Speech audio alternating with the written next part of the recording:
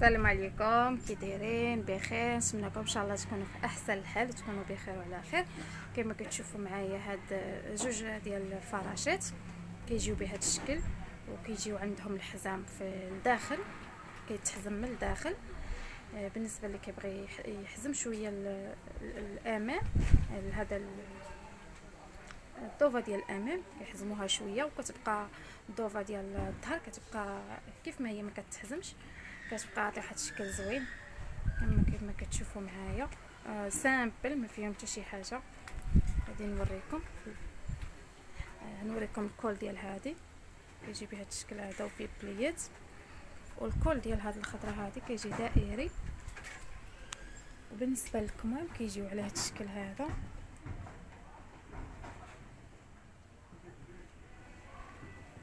كما كتشوفوا في اللون الاخر كيجيو باردين ومطلقين من التحت كيجيو فيهم مفتاحي.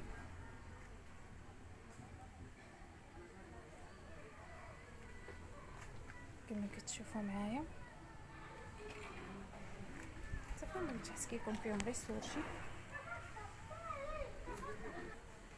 اللي بغى شي حاجه وكنت قريبه ليه مرحبا به.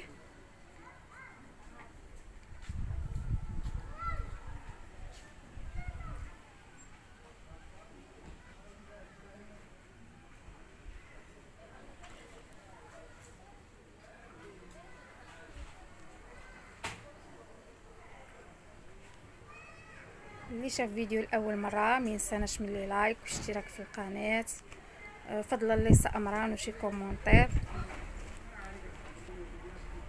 واللي بغى الطريقه ديال هاد الخياطه ديال هاد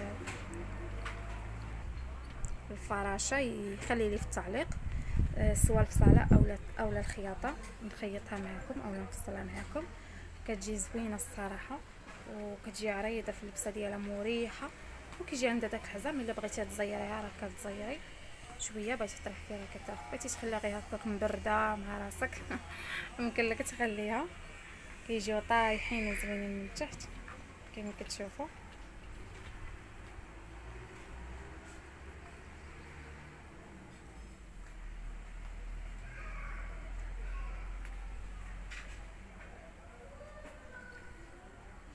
مع السلامه، وكنقول لكم شكرا بزاف على الدعم ديالكم، وعلى التعاليق اللي كتخليوه، وعلى اي حاجه قلتوها في حقي. كنقول لكم شكرا بزاف، شكرا على المشاهده.